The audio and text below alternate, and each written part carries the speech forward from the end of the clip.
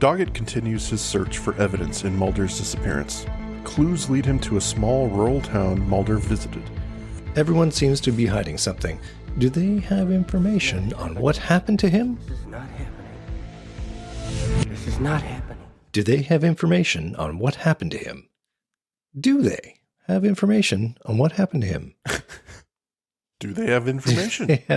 Do they have any information? On him, do they have information on what happened to him? Could what they know lead Doggett to answers? Are they information brokers?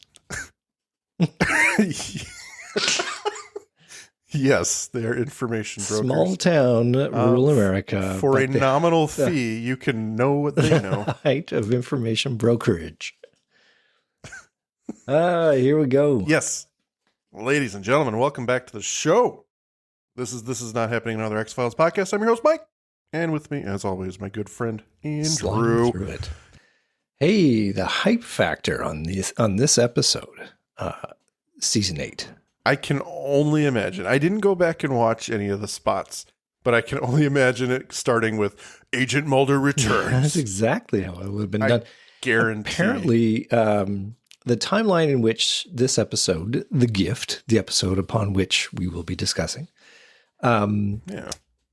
it was broadcast during February sweeps. Now, think back, Mike. Think back to a gentler, kinder time sweeps of television watching when you had to tune in at a certain time to watch your episode. You could not pause it.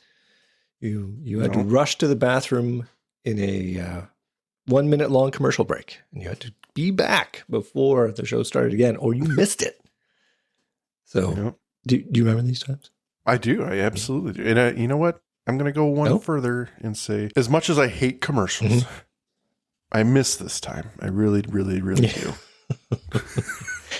Well, they served a purpose for sure. But in this milieu, in this timeline, it's worth remembering that Nelson ratings were a thing. And there was a particular period during the broadcast season and time in February known as the sweeps season, where all the networks tried to jockey for supremacy and put in their most watchable episodes to try and wrestle the most viewer eyes to the ground. The idea being that this was when advertisers would choose where to spend their advertising dollars.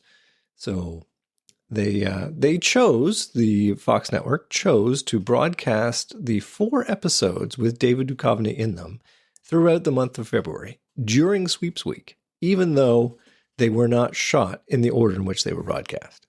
I don't doubt it. I mean, we've gone half a season at this point, and fans were getting antsy. So were they though? This is a good question. And I know we haven't even talked about the episode, but I think it's worth examining. Was there any kind of outcry from the community that, hey, where the hell is Fox Mulder? Why haven't we got any? No, I don't think there was an outcry. I don't think it was a backlash of the fandom or anything. I can't say that for sure, but what I will say is when I was watching this, I was just kind of along for the ride. Me too. We're talking 10 years later, once I got to season 8 and I owned all the DVDs. I was making my way through it. I was excited to see Mulder when he popped up, but I wasn't like, get to the Mulder, because Doggett had won me over. I was like, okay, I'm on board with the formula they've got here. And I was very much enjoying the season so far. So aside from a letdown or two, I think the season's been good. And I was simply just excited to see Mulder. I was not dying to see where it happened, but yeah. I think it was one of those things where you watch the episode and you're like, hey, Mulder's here, so let's see what goes on. But yes, let's see what goes on as they choose how to use Dave Duchovny in this episode. I have thoughts, but we'll get to it. He's not the Mulder we all know and love necessarily, but yeah. What do you say we get started, Andrew? Mike, I'm ready to accept your gift. Piano chords strike rhythmically as we open on a dark night. From inside a sedan, we see rain splash against the windshield. The car pulls up to a house in Squamish Township, Pennsylvania. Out of the car steps someone. the rain pounding against them as they draw a pistol and approach the dark house's white front door, which adorns a red circle with 2 lines crossing through it. Inside, the owner hears the intruder and goes to intercept. He calls for his wife, who gets up and begins begging with the gunman, but her eyes quickly catch something behind him. A shadow on the wall shows a silhouette of some sort of humanoid approaching. The gunman turns and fires 3 shots. Blood sprays on their wall. The wife seeks comfort in her husband's arms as the gunman leaves. He heads back to his car through the pounding rain. As he gets in, he sets the gun on the center console and hesitates. The camera pans up to reveal him. It's Mulder, who then backs out of the driveway and drives off. Credits! Wow. So, It's him! obviously, Squamish Township, not a real place. But small town Pennsylvania, they love picking on Pennsylvania. They just can't get enough. That and West Virginia, they just seem to have a love affair with picking on that place. Well, I don't know if they're picking on it necessarily. I think the woods of Pennsylvania offer a lot of material for mountain people and apparently Indian folk legends. Yeah. Native American folk legends, excuse me. But yeah, how did that intro grab you? Aside from it, once again, being in Pennsylvania. Okay, well, the shock value of Pennsylvania aside. Yeah, it's an intriguing open. They don't give us the whole 1 year ago legend to indicate to us that this is prehistory. So it is a bit intriguing. It's like not only have we got the return of Mulder, but it is him doing something super crazy. So yeah, I'm on board so far. I want to know why this is happening. I haven't been disappointed yet. All right. Well, I think it was a kind of a twofold shock, right? One, it's Mulder, and then 2, he just killed something. Yeah. Very unceremoniously and without emotion. So unusual. So let's see where it takes us. Unless this is Alien Bounty Hunter Mulder, in which case totally on brand. Except it would just be like a punch to the face or break the neck or something. Yeah, lifting him off the ground, choking him, something like that. Totally emotionless face. But that's David Duchovny's acting style now, so... Well, we come back to Agent Doggett driving down a country highway. Scully's voice comes over the scene describing Mulder's condition. He flashes on a few moments from their first case together, searching for Mulder. He had been going to doctors, a clear record of his decline. How far would Mulder go for the truth? The driving is intercut with the scenes from without, and as he continues, we see him pass a sign for Squamish, Pennsylvania. He pulls up to the local police department. An officer peers out of the blinds, watching him arrive with a lingering eye. When Doggett enters, he introduces himself as Sheriff Fry. Doggett thanks him for his help. The sheriff apologizes for having him drive up here on a Saturday. It's probably a waste of time, but Doggett disagrees. Fry states in no uncertain terms that Mulder was here some time ago, last spring. He was investigating a Marie Hangamiel. Doggett refers to her as a missing woman, but Fry clarifies that she isn't missing. It was a false report. She never left the house, but Mulder found out because her sister got all excited about it. He pulls a file for Doggett. What's your interest? He was surprised even one FBI agent was interested in this case. Doggett states it's more about the agent involved than the case itself. Fry still presses what the interest is. Doggett asks a personal connection Mulder may have, but Fry doesn't know of any. There's documentation that Mulder was here a week before he disappeared. Fry asks why, but that's what Doggett wants to know. It's his job to find him. So, Andrew, this scene, I actually think is done pretty well. It's got an underlying tension to it, and I don't know if it's in the face enough for everyone to notice, but I think it's done rather well. It's a quiet department. It's just the two of them, and we get a sense something's wrong with Fry immediately because he's watching Doggett arrive. Now, that's not inherently bad, but the fact that they linger on it and then they cut away to the blinds kind of crossing his face with those shadows. It's like, okay, so Something's wrong here. Guaranteed villain status to have that kind of shadow. We saw it in the guy who could see through walls. What was the name of that episode? Which episode? The guy who could see through walls and he shot people. Through the walls. Sure Kill. Yeah, we saw it in Sure Kill with the silhouette with the blinds. So it is shorthand for, if you've got this kind of slatted line light hitting you, you're a bad guy. Mm-hmm. Yeah. But yeah, I like the scene too. It sets it up nice. There's a lot that's not exposed for us. We don't have, we don't have Doggett at the water cooler at the FBI getting a hot tip about a case that Mulder investigated. There's nothing there. We're starting within the action, which is good because they had a lot of ground to cover. Yeah. I think what I really like about the scene is the fact that it seems friendly enough, but the tension is felt slightly because Fry inquires why Mulder and Doggett were investigating at all. And it's subtle pushes, but he's forceful enough about it to make you go, okay, he really wants to know why the FBI is here. He's not happy about it. They don't draw a whole lot of attention to it.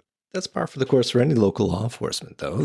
Apparently. At least we didn't have him saying, I don't recall inviting the FBI. Well, exactly. They weren't heavy-handed about it. He wasn't a jerk. He was just subtly trying to get to the bottom of why they're here, which I think is kind of cool. Yep, agreed. Well, we cut to Doggett and Fry knocking on Paul Hangemule's door. He answers.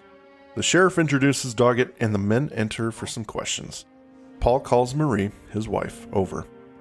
As they step into the living room, we can see Paul is not pleased, folding his arms and glowering at Doggett. The agent begins asking about Mulder's investigation last spring, but before he can continue, Paul addresses Fry. Come on, Kurt. This again? This was a personal matter. But Kurt clarifies he's inquiring about Mulder. Doggett just wants to know what he and Mulder discussed. We flash back to Mulder sitting in their living room. You told your sister you're going to disappear, Mrs. Hangemule. The husband and wife sit on their couch as Mulder asks them questions. Fry stands against the wall in the room. Paul's upset. I told you. We had a fight. She was going to leave, not disappear. Tired of Paul's interference, Mulder snaps at him. I'm talking to your wife. The room goes silent for a moment. She confirms what Paul said. Her sister lives out of state and she was going to go. She trails off and corrects. I didn't want her to worry. Mulder continues. You told her a story of something you were afraid of. Paul has another outburst. There's no crime here. Looking to Fry for assistance, but getting none. I think someone or something was coming here, Mulder says. And she just looks at him, silent. We had a fight. We patched things up, and that was the end of it, Paul barks. We're back with Doggett again, and Mr. Hangemule's eyes burn with rage at the questions. Observing the wall, Doggett sees marks that were plastered over, but slightly hidden with new paint. Doggett continues. Sheriff's report says Mulder spoke to them Saturday, May 6th, and Marie confirmed. He asks if they saw him again that night. Another flash to Mulder firing 3 shots at something, blood spraying on the wall. For the first time, Paul calmly says no, he never came back. Doggett disputes this with cell phone records. Changing the subject, he eyes a machine in the back of the room and asks about it. Marie suffers from end-stage renal failure. She's very sick. After a moment, Doggett asks about whatever was supposed to be coming to the house. Marie clarifies that she told her sister a story she was afraid of. That's all. Paul cuts her off.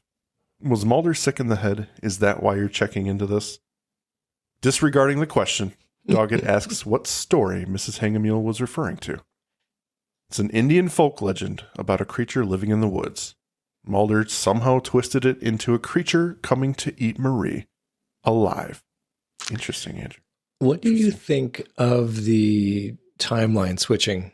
I mean, it's very much in vogue today, but in 2001, maybe not as much. I think this is done just well enough. It's not confusing. Mm-hmm. I think that moment there where Paul's, he's like, we had a fight and we fixed it and that was the end of it. Mm-hmm. You expect it to be in the scene with Mulder, but it's actually the scene with Doggett. Yeah. I liked that. I thought it was a really cool, clever cut. That's it. Well, so far, I think the time jumps are okay. Yeah, I'm okay with them too. I mean, that is obviously the conceit they're going to use to tell this story. And I mean, it's a bit more novel approach than you might normally see from them. So I'm cool with it. But I guess my question would be why they chose to go this way rather than, well, I was going to say why rather than just have Mulder in a current episode. But I guess the answer is pretty bald-faced. They're not ready yet. They're not ready for the character of Mulder to reemerge. It's more interesting to play with him still being disappeared because they can draw a lot of story juice out of that. Absolutely. Yeah, I don't know how. Like, this would have had to take place in season 7 for it to be accurate, I guess. Mm-hmm. Yeah, he's got his diagnosis of brain cancer, and now he's exploring options for how to survive. Yeah. Well, Doggett and Fry head back to their Jeep. Doggett asks if the Hanging Mules own a gun, to which Fry declines. He noticed plastered holes in the wall, and after all is said, Doggett chooses not to go back and ask more questions. Now we go to Alexandria, Virginia. The lock on Mulder's apartment turns from the outside. Doggett easily flicks it open with his kit. And when I say kit, it looks like a bobby pin, but we'll see. It's the usual lockpicking shenanigans. I mean, Mike, have you ever tried to engage with the sport of lockpicking? You've asked me this before. I think way back in season 2. I know. And the answer to that is no. But you have. I have. I have a small set and some sample locks.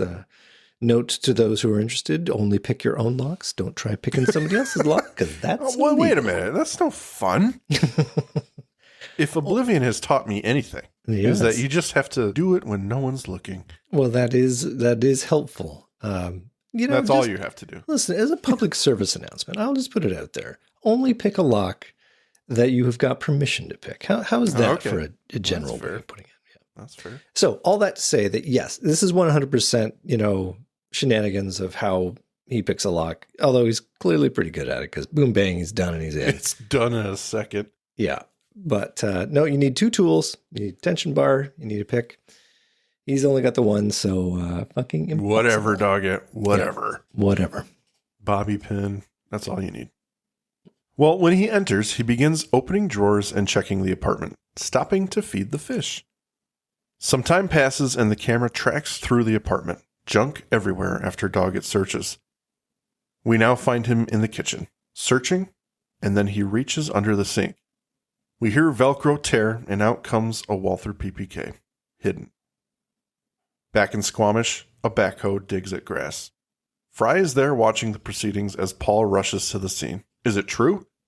That's what I'm here to find out. And with an ominous sting from Mark Snow, we see an overhead shot of the grass. The backhoe digs in again, this time destroying a pattern of white rocks, arranged in the same manner as the bloody symbol on the door in the pre-credits scene. Whew. Doggett sits in the FBI lab, checking Mulder's gun when Skinner walks in.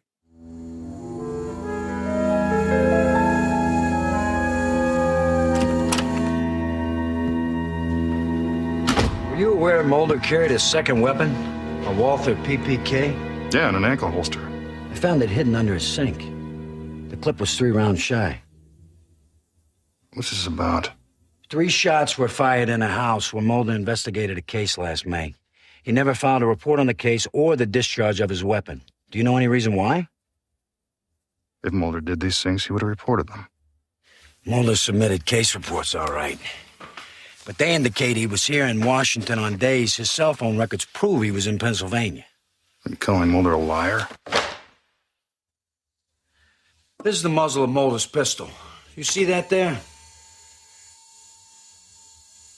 It's blowback. Macro spatter of dried blood in a semicircular pattern, which indicates Mulder fired close range at something or someone. I've heard enough. Where you going? Where you're going, Agent Doggett. You tried to build a case of what? Mulder killed a man and then made himself disappear? That's not what happened. I told you before. He was abducted. I saw it. Agent Mulder signed falsified case reports. Oh, come on, John. This isn't about Mulder. It's about you. Your career. You give the FBI a narrative for Mulder's disappearance. You're off the X-Files and back on the fast track to the directorship. I'm just trying to find the truth. You want the truth? Then ask Agent Scully. I can't do that. Why not? Because she signed those case reports, too. Skinner walks over to Doggett's files and checks the case report. There it is. Scully vouched for Mulder's weapon. He slaps it shut. You take that story to OPR. The accusation alone could cost her her job. But Doggett isn't taking it to them. He's taking it to Skinner. I'm trying to navigate Skinner, his character that they have written for him. Uncharacteristically defensive, perhaps, compared to the evidence staring him in the face presented by Doggett. I don't see him as petty as they have written him, that he would be like, oh, this is about you wanting to get back on the fast track. I mean, I suppose he doesn't know Doggett as well, so maybe he could go there, but it's not like Doggett's making up this information. Right. It's the lead on Doggett that they've chosen to go with, where this is what they assume is the case.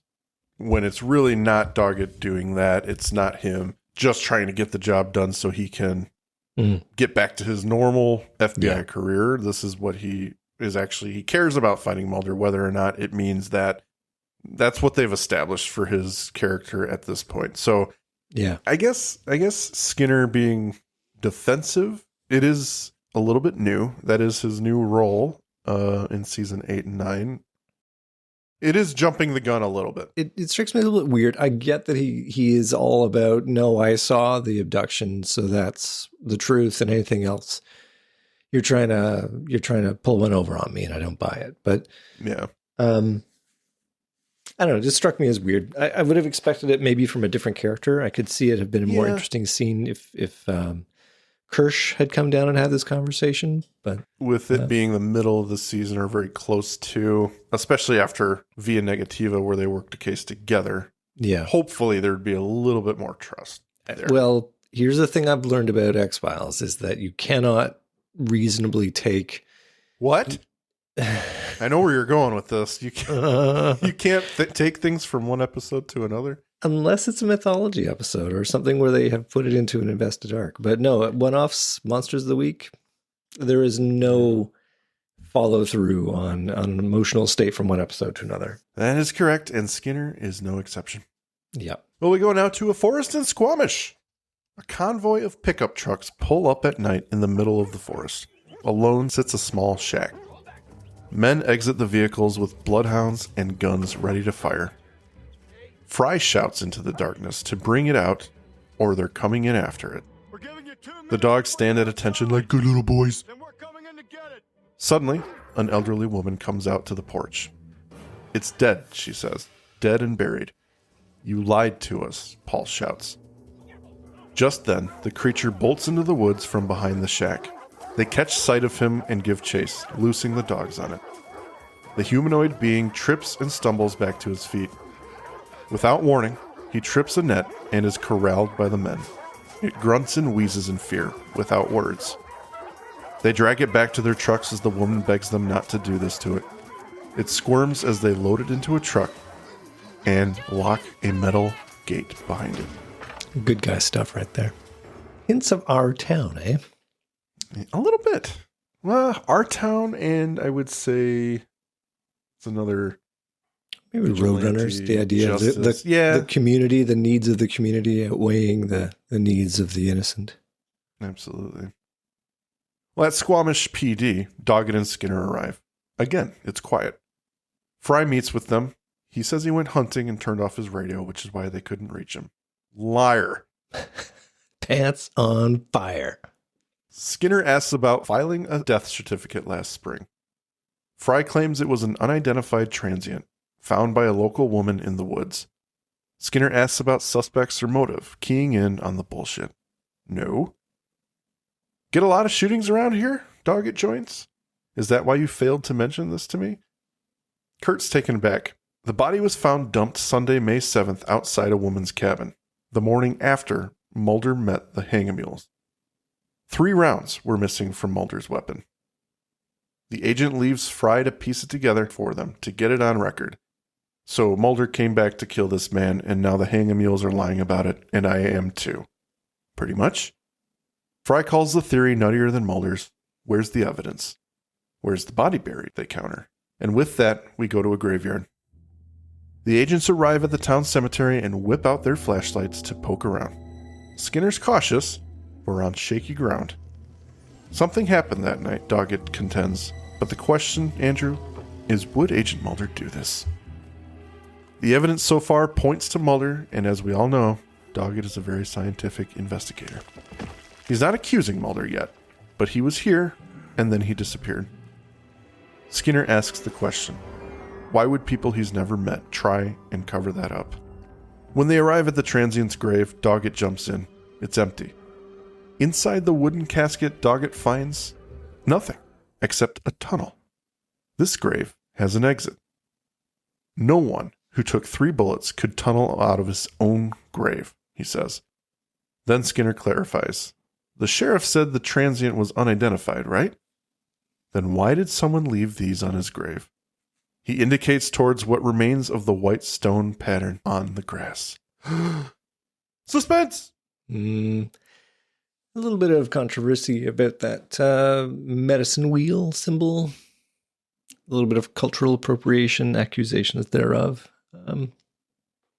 Yeah? I don't know. What do you think? Any? I mean, I'm no expert on No, that. neither am I. I think this is them trying to invoke some sense of authenticity by using that choice, but I don't think it adds anything.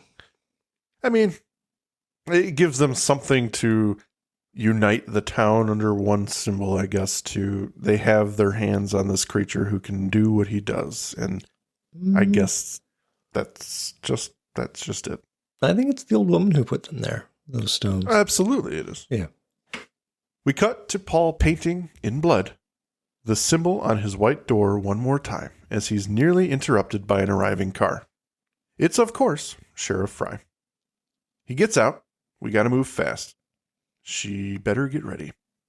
Inside, Marie disrobes and puts her wedding band on a dresser as Paul consoles her. He tries to assuage her hesitation. You've got to do this. We don't have any other choice. The truck with the caged creature pulls up. In their living room, Paul helps his wife to the floor and kisses her one more time. She lets out a small smile. I'll be waiting for you, he says. The sheriff outside opens the cage, Trapper behind him with a gun aimed at the creature. Fry opens the cage and the creature shuffles forward from the shadows. Pale moonlight reveals his face with deep shadows. White eyes look out, fearful under strong brows. His teeth are small and jagged, resting inside heavy lips full of mucus. It staggers inside to its prey. Marie gasps as he appears. She's in the most vulnerable position, naked, alone, unable to move as the predator arrives. It looks down at her and after a moment begins raising its head, opening its mouth. With a guttural scream, his mouth twists and contorts unnaturally bigger. She weeps, watching the beast prepare itself. He kneels over and leans into her. A spray of blood splatters across her face as he bites into her chest, and she screams in agony. At the doorway stands Paul, listening in to his wife being eaten alive. No greater love hath a man for his wife than she could be eaten alive by a monster. It's all good. They're going to get some popcorn and pizza later. Everything will be fine. Yeah, it's date night. Date night. And she'll be fresher than ever when this is done. The ultimate cleanse. I like it. I think it's creepy. It's 100% creepy. Oh, yeah. When that mouth starts dislocating and getting bigger, that scream that he lets out is pretty intense, but I do enjoy this scene. I do too. It does speak to subverted expectations. The idea that normally the villain or the monster is an evil. It prompts an evil act. So it is the fact that the townspeople are using it, or at least capturing it for its purpose. Like, we don't know the why yet. We can see the what, and it's terrifying, but we don't know the why. And that's going to change everything, of course. But it is a very effective scene because he's complicit. You know, he's the husband's the one who's made this happen. Yeah. And it's really cool because we know something's going on. We've known it pretty much since the beginning when Doggett arrived.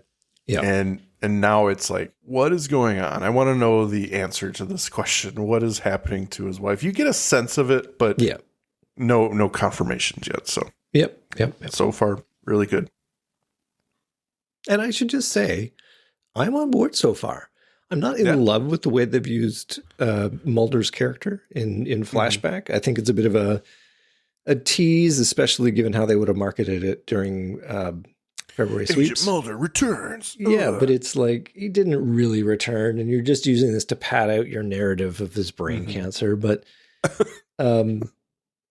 not acceptable. No, I mean the audience wants him to have goofy eyes with Scully. You know, they want him to have a tearful reunion, but we're not going to get that. Sometime later, Doggett and Skinner pull up to the house. Paul opens the door with a towel in his hand. They let themselves in. They're looking for the sheriff. They know he was here. Paul just wants to go to bed. He's had a long day. Mulder was here. He shot a man in this living room. Both you and your wife know why. But Paul just wants them to leave. Now. Skinner asks to speak to Marie. Where is she? He doesn't answer. Skinner keys in on a small puddle of blood on the floor. Paul missed a spot. Going now to a dark cave lit only by scarce candles, we hear retching in the distance as we close in on the creature. It's continuously vomiting a pale, clay-like sludge into a chamber. I need to just say that is possibly the most disgusting scene in the series. It is. It is a very visceral thing that we're watching. And anyone who hates vomiting, as I do, it invokes a lot of nightmares because this just keeps coming. Yeah. And it is a steady stream. Yeah. It's, they could have done this differently. I don't know why Spotnitz, man, between this and Badla, he's just... You don't like it? I don't, no, I don't like it. No, I mean, like, it's uncomfortable, yes. Yeah. But you don't like it on a production level? Design level? You know me. I mean, I just look at you. I just look at the how, and I just think, I know what you're trying to do. You're turning the volume up to 11, a la Howard Gordon in the past, and just like, you know, you could have just had the creature in this episode just eat out the cancer. You know, it could have been a whole thing. He just takes a chomp, licks around inside, and cancer gone. But no, he has to consume the woman entirely and then barf up her body into a mold, and then she becomes her again. And I just look at that going, how on earth? You know, it's magic, right, basically. Well, first of all, I understand it is hard to wrap your brain around it. Real quick, for the fans, this might be a record. We have gotten 35 minutes into the episode, and Andrew has yet to lodge a real complaint. So this is the one. This is the one. Yeah. So I think we're there. Leave to the episode's credit, they dangled me along for 35 minutes, and I had nothing but positive praise for this. Until I understand the having to wrap your brain around. Okay, so he ate someone, and then he's puking up a substance that becomes the person again. I get that. Yeah, it is ridiculous, but. I mean, if he scraped out a third leg in his little mold and barfed out his clay-like remains, will she have three legs when she's... Come now, that's just ridiculous, Andrew, you have gone too far, sir, with your ridiculous thoughts. Yes, it's weird. Yes, it's ludicrous or whatever descriptor you want to use. Honestly, I think the episode so far has me really intrigued. And first time watcher Mike was like, this is disgusting. And I was still on board with it. I'm like, okay, this is interesting to me. I don't know what it is about this concept, but this episode is very, very cool. Very interesting. I like the idea of the creature and what it does. I'm not going to... Maybe not the vomit and the mold thing, but whatever. I am not going to fault him for his imagination. It is definitely there, writ large for all to see. Yes. Well, as I've said before, anytime you get to a point for me where you are asking me to, like any fictional thing, you're asking me to suspend my disbelief. And for the most part, I can do it, right? And it's really effective, a story, when you are encouraged to suspend your disbelief and you don't even know you're doing it.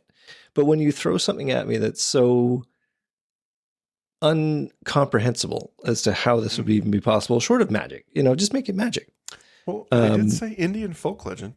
Yeah, they did. So I should just that's get along with the story. I mean, come on. Paperclip. Yeah. White buffaloes. It's all magic. It's just magic of a kind. It's barf magic. This is apparently how Hollywood sees Native Americans. This is what they can do. Okay. I'm kidding. It's that time, everyone. The Magus Media Production sales pitch. Please check out our homepage at magusmediaproductions.net so you can stay up to date on all of our shows. Check out our Facebook group, facebook.com/groups/Magus Media Productions, both of which have our Discord link on it, where you can join us for live shows as we record them for future release. At Magus Media Prods on X, our Patreon, patreon.com/Magus Media, where a $5 donation will help us keep the lights on and bringing you new content, and you get some stickers. Thank you for your consideration and support. All right. I'm ready to roll. Yeah, let's keep on barfing. Let's okay. go. Back with Doggett, he stands at his sedan, contemplating.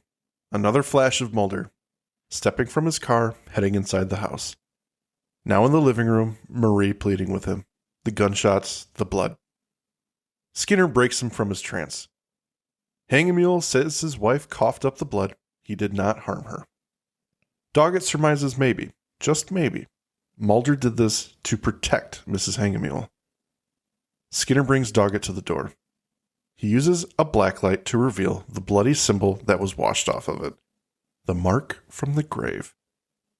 This is where it lost me in this brief moment. Okay.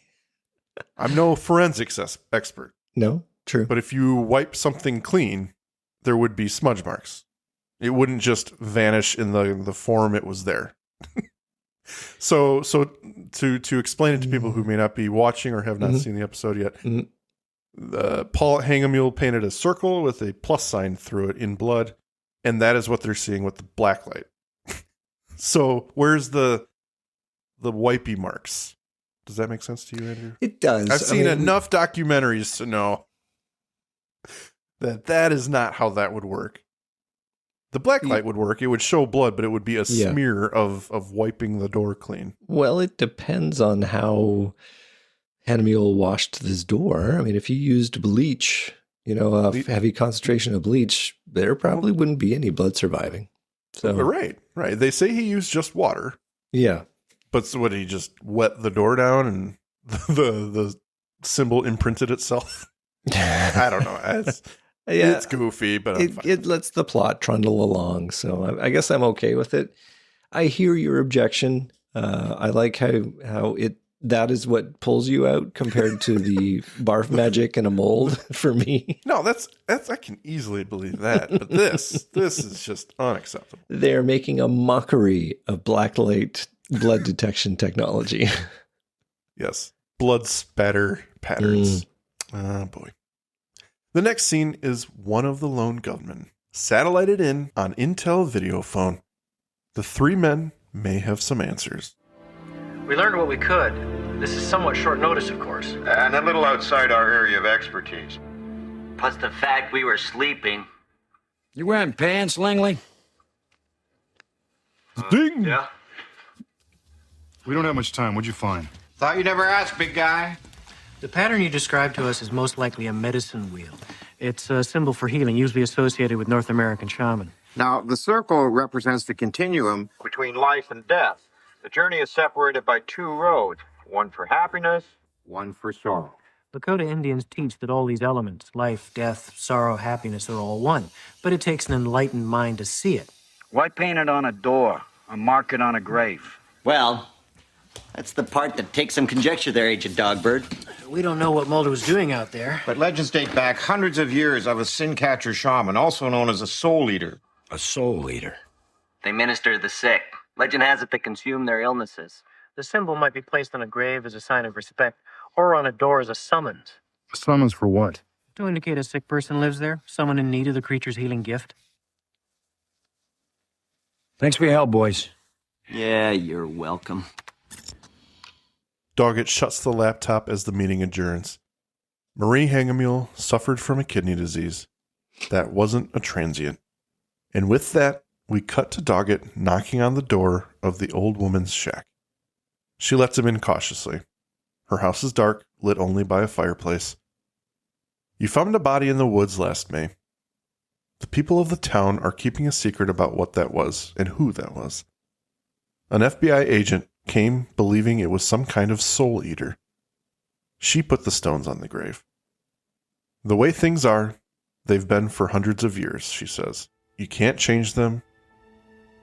When Doggett claims a colleague of his came here last May to kill the creature, she corrects him. You've got it all backwards.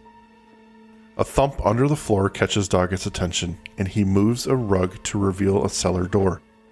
He peers inside to see dirt and stone tunnel that is barely big enough to crouch in. As he heads in, it soon opens up into a cavern with a few paths. Some candles lit along the way. In the distance, he sees a chamber and something catches his eye. In the floor is Andrew's favorite part of this episode. A human-shaped hole in the ground, approximately 10 inches deep. Inside lies a naked Marie Hangamule, covered in mucus-like substance. He wipes it off her mouth, and just as he does, she jolts to life, gasping for air. She looks around, stunned. He picks the woman up and exits the shack. When we come back, Marie is in the hospital with Paul. She's slipping her wedding band back on, a bright smile across her face. The doctors say she's a healthy woman. Her kidneys have healed. The agent glances back at her and then to Skinner. Explain that. He can't, but the sheriff is waiting to take Doggett's statement. But Doggett knows better. The sheriff's known all along, just like the rest of the town, that this thing was coming to cure her. Doggett thought Mulder shot the creature to protect Marie, but it wasn't her he was trying to protect. Whatever happened here is not what they thought. He goes back to the shack. This is a long night, Andrew. I have to say, there's a lot happening in this one evening. They get around. They get around. He lets himself in to have a discussion. You have to understand what it can do. It's gift. People hate it because they need it. It looks the way it does because of their sickness.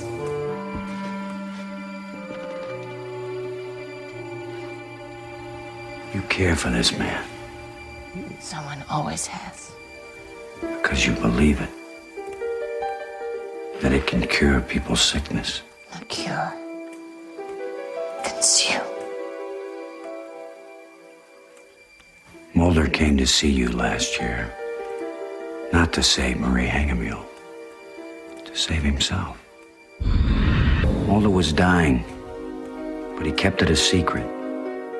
He had an undiagnosed brain disease. He was a sick man, desperate to find a cure. They all are. Mulder didn't do it.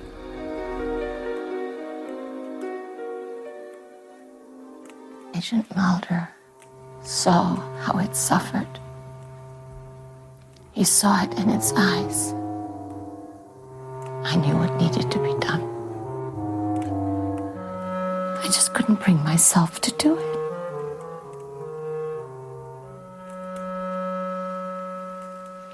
Mulder killed it. He couldn't bear to add to its pain. So he came back here that night to take its pain away.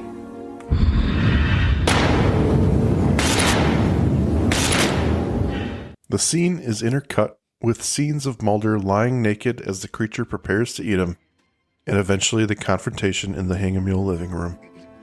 She continues, They buried it, it wanted to die, and it still does, but it can't. She has kept it here in secret, but now the town knows. It will continue to suffer at their hands. The creature appears behind Doggett, standing by the wall, shivering, hurting, perhaps even crying. Doggett grabs a blanket and wraps it around the man, escorting him to his car.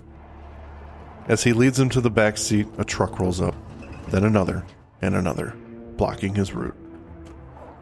Sheriff gets out with the other men. As a federal officer, Doggett begins, I'm asking you and your men to get out of my way. You can't take it, Fry says. It belongs to us. Disgusted at the thought, Doggett clarifies, this is a man. He doesn't belong to anybody. The sheriff stands for the town in demanding to keep the creature for its curative abilities and offers Doggett the opportunity to leave, but the creature will stay here. Doggett refuses. I'm taking it out of here. He begins walking back to his car, and without warning, a shotgun blast rips through his chest. A smoking barrel. The camera circles past the faces of the militiamen who themselves look shocked. When the camera lands on the target, we see it's Sheriff Fry. He walks to Doggett's body and rolls him over, dead. One of the men calls the sheriff over to the car to show him the creature has escaped. It'll come back. It always does. Later on, the men take Doggett and bury his body in the forest. They leave the area. Their crimes seemingly outside the eyes of the law. Darkness. Warped images. The Soul Eater's mouth cascading with mucus wafts in and out of focus. From darkness we see Doggett's face, covered in mucus. Orange candlelight flickers about the room. He slowly regains consciousness and sits up. In the back of the chamber, he sees the older woman kneeling over the Soul Eater, who is itself lying on the ground. Doggett, naked, walks over to them. All these years, she begins, we didn't know what it could do. She looks at Doggett's grimy face. It took your death. You freed it. After a moment, we go now to Mulder's office. Doggett sits at the computer, fingers poised over the keys of the keyboard, cursor flashing. He doesn't know where to begin. Skinner comes in. Doggett's no closer to finding Mulder now than he was. But you got inside his head, Skinner says. You understood why he would do something I didn't think of him capable of doing. After a moment, Skinner advises him not to file the report. If he does, he'll open a world of hurt for Agent Scully. But Doggett defends her. She had no idea, and of that I'm certain. But even still, how many months will be lost proving that fact? How much damage done to her good name? Yes, the name of a woman, an FBI agent who knowingly and willfully shot an unarmed, apprehended suspect in her living room just because. The woman who joined Mulder on many lock-picking adventures. The woman who joined him, yes, joined him, when digging up a grave in the Murder Tree episode. She cannot have any doubt cast upon her. Skinner will not allow it. In all this, yeah. Skinner looks at a picture of the symbol. You and I both know what happened out there. No one else needs to. He hands it to Doggett, who looks at it himself. When he lowers the image, Doggett sees Mulder standing in the office, just looking at him. Then he's gone. Credits. Of course, we needed to have Doggett come back. It wouldn't be much of a show if he was just killed outright. It's a clever ending because they got rid of the creature. And it was believable in the confines of the episode, right? At least to me, he did take the damage or the illness of Doggett's the gunshot wound. Dead. The illness of buckshot through your gut killing you. I believe it's lead illness. I'm not sure exactly. Terminal lead poisoning. Yes. But yeah, I mean, it works for me in the sense that they wrapped it up in a way that made sense. It got rid of the quote-unquote issue for the future. There's no cigarette in the hospital. I need a light. Nothing like that. I believe it. I buy it. I think this episode rocked this one. So those are my thoughts. Okay. I don't know if I would use rocked. I had some pretty but there big are issues. Rocks everywhere. There are a lot of rocks. I will give you that. I guess my obvious park out from the narrative midway through when we realize, the creature eats somebody and then they get regurgitated to life. Bit of a big ask for me. I didn't love that. So once we had that as the conceit, I'll give the episode credit. They stuck to their guns and saw it through to, as you note, a logical conclusion. The death of Doggett, though. I mean, this is a clear case of like, put yourself in his shoes. Like, you're not walking away from that without some serious mental scars, right? Right. Right. That should linger, and yet all we get from him is, having a hard time figuring out how to start my report, which is probably the truest thing in this episode so far. But I just, I guess I got issues with the gravity of what happens to him and how quickly they resolve it. And the scene that's missing for me is the one where he confronts Sheriff What's-His-Face with, I'm not dead anymore. Mm-hmm. That would be a zinger. Clearly can't charge him with murder. Right. I mean, I think what they want us to believe is that, and it's kind of woven in there, right? Scully's involvement somehow. Does she know? Did she know? Should she have signed the paperwork? Blah, blah, blah. That, because of that little thread there, they chose to avoid that confrontation with the sheriff, who is a murderer, and be like, forget it. The case is done. We have our answer, and we have another reason not to confront the sheriff. Because, if this was me and I was shot, you're goddamn right, I would try to file charges against this man. But what? No, not even charges, but just to do something that we need. That I think it's a real miss for the show to avoid that confrontation, that re-confrontation, because we've learned a lot about Doggett through the episodes we have seen, and clearly the episodes we're going to see. He does what's right. Right. So I do not believe he walks away from that guy, who's clearly a son of a bitch. And just lets it be. I don't think that happens, and yet it's wrapped up very quickly. So I will agree with you. It is a quick wrap up. Yeah. The episode's over before you really have time to process that. Like, why didn't Doggett say something or do something? And is he a believer now? Because he was just puked up and now he's alive. The answer, Mike, is no. Arguably, it is. It's up there with things that should have made people believe, including Scully. So I know we joke a lot about how she's party to seeing things and being around things that should just make her flip a switch and be like, okay, I believe now. Never happens until Mulder disappears. This is probably that moment for Doggett. It should be, but I guess when you get barfed up, you have some amnesia. Like, you probably wouldn't want to remember that whole sequence. Right. The other thing that sticks with me a bit here, and I guess I'm meandering around final thoughts, but Mulder and his reaction to the creature and deciding to kill it. If he sees this as the opportunity for him to not die from a terminal undiagnosed brain cancer, I'm surprised that he would not take it. I believe it. And again, I feel like an apologist, but I'm really not trying to be. Okay. I think first of all, I don't think what they did is wrong. I don't think what you're saying is wrong. No, just an opinion.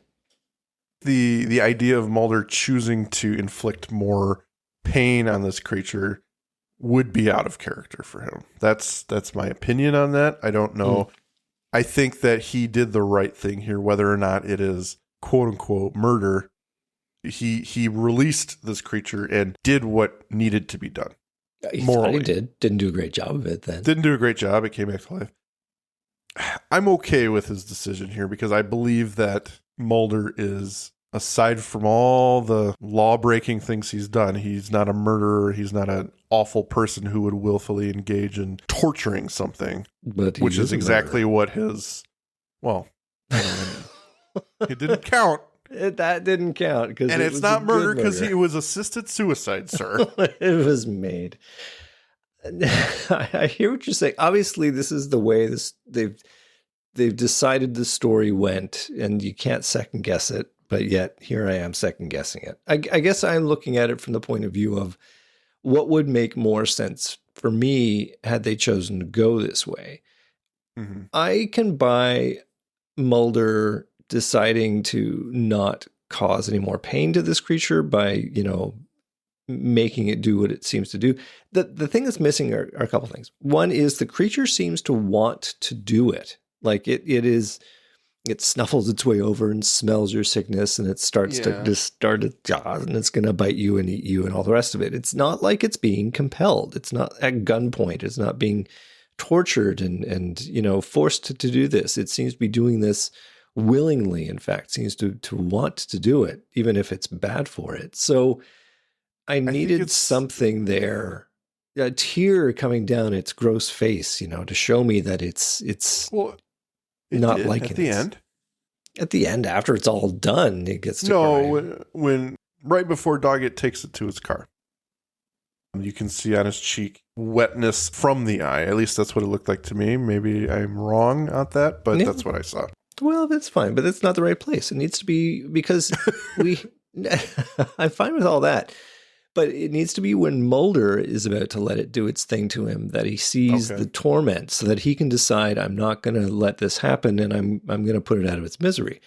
Mm-hmm. But we don't get that. He just, sees this thing doing what it seems to want to do, and he interprets it as, oh, it's in pain, and I can't let this happen. It's like, I don't know about that. So I guess I have an issue there. And then his decision to come back and kill it, it's just like, oh, come on, I know that needs to happen this way to make the episode make sense, but it's playing in a sandbox of his condition of having the brain cancer and trying to explore it. And I guess I'm just never on board with the whole brain cancer thing because it feels like such a ball out of left field to begin with. It's like, oh, we had brain cancer. So, yeah, which I guess makes sense given the shit he's gone through. So, right. It just feels like they pulled it out of left field and like, oh, he's got brain cancer, so that's why he's on the show. Well, yeah, I mean, we all know my thoughts on the whole superhero aspect of Mulder in season 6, but again, they didn't stick with that, so I'm fine with whatever brain issue he's got. That's fine, whatever. Yeah. Supposedly it has to do with interaction with all the alien stuff throughout the years and being infected with the black oil. So I can believe something. That's fine. Whatever. Mike, I want to believe. I want to believe. And this episode I really like. One of my favorites in season 8. So, well, I'm sorry I pooped all over it. No, I'm sorry I barfed it all up to I still think deep down in your soul you like this episode. And you did not complain enough to convince me otherwise. Though you have issues with it, and that's fair. So I have issues too. This is not a Ghost in the Machine level episode where, in the opening credits, I had a laundry list of complaints, and then the episode just kept on getting worse. This worked for a long time until the barf creates a new body part of the episode. And then I was like, okie doke, we've jumped off a cliff of Andrew's suspension of disbelief.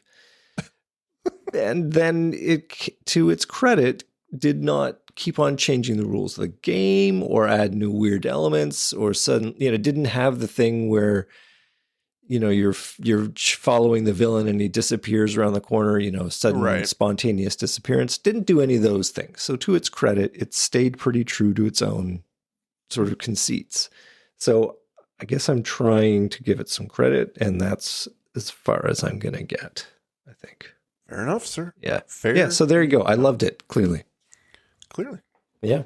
It's better than you give most episodes, so I'll take it. It's true.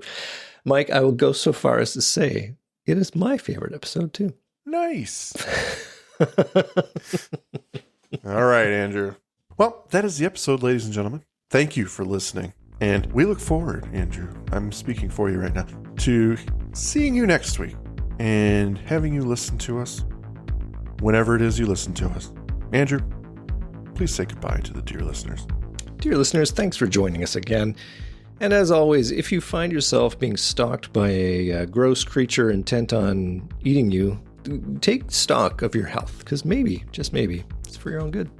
Thank you for listening to today's episode. If you liked what you heard, please rate and review on your podcast app of choice. Andrew and I would be eternally grateful to you fine people for helping us expand and get the word out. Also, we've got a killer group on Facebook. Feel free to join in on the discussion at facebook.com/groups/thisisnothappeningpod and become an official member of the syndicate.